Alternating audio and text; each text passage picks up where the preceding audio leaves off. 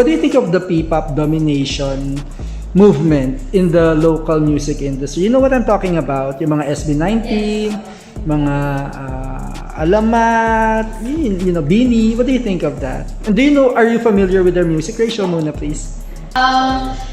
Siguro, yes, it's a good thing din po for us Filipinos kasi nakikilala din po talaga yung mga artists po natin. Hindi lang po dito sa local, kundi also internationally po, which is something that we need po talaga kasi ang Philippines po talaga overflowing with talents po talaga. And it's something that international po, hindi pa nila masyadong nakikita po.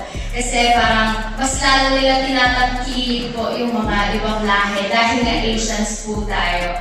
So, napakagandang ano din po nun, talagang way for us to be seen po worldwide. And, pero siguro din po talaga, we need to have more identity pa. Kasi it's like K-pop po kasi eh. So parang, it's very similar din po in a way to each other. But, yeah. What did she... Their music, yung mga SB19, alam mo naman. Some of their songs po talaga. Pero naririnig ko din po yung, di ko po talaga alam yung title kasi Tagalog. More on ano po talaga, foreign songs, Ariana Grande, ganyan. Alright. I think it's great, and one of the things that I love about it is that it encourages for young people to, the positivity, diba? Kasi like for instance, yung pag iniidolo nila yung BTS, for instance, and those guys stand for good things, and yung lifestyle na malinis, alam mo yun, I think it's a good, parang maganda silang example sa mga kabataan. And while tama yung sinabi ni Maria na yes, parang I wish we had something na talagang nag-originate from the Philippines that isn't kind of a copy of K-pop, diba? Kasi parang P-pop, parang kinopy sa K-pop, and of course the music is in a way kind of similar. But I'd like to think naman na merong mga melodies and may mga parang valid din tayo sa mga, for instance, yung SBS, diba, na yung SB19 pala. SB19, may mga rin naman, may mga valid din na may flavor din naman na naririnig ako na very Filipino. Parang kumbaga minix pa rin yung, of course, yung style ng K-pop with some Filipino flavor in a way, and which is why I think kinakagat din yung SB19 and other Bini and those music. I love it also that kinocombine nila yung sing and dance. Like I said, it's nice to see, fit kids, diba, that espouse a healthy, active image, na clean living. Yun naman kasi ang ng K-pop na parang sila, positive energy. And I think anyone could use some positive. Well, to be honest, Filipino pop or the term P-pop is just a term for the Filipino music to be distinguished within the global scene. Mm-hmm. But besides the language that we use, like I think pop in general is very universal. So the same elements and everything. And I think what we bring to the table is, well, whenever we make music, we make our own music, like 100%, even the music videos and whatnot. So I think what we bring to the table is the journey or the experience of the Filipinos, us, all Filipino members. And every time we try to create or write our music, it's always about our journey, our experiences in life. So basically, maybe that's what makes P-pop or Filipino music. So highly authentic. Yeah, highly authentic.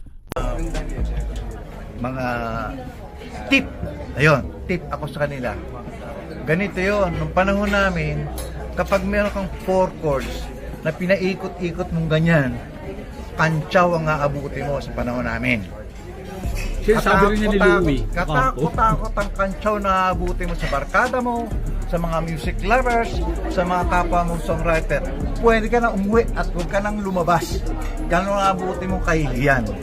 Ngayon, parang yun? Ano na lang, parang hindi nyo pinapansin yun. Alright.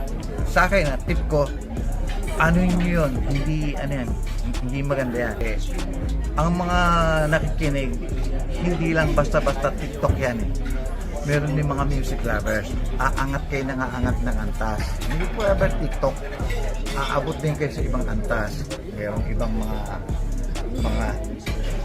mga music lover na ibang hinahanap tenga, di ba?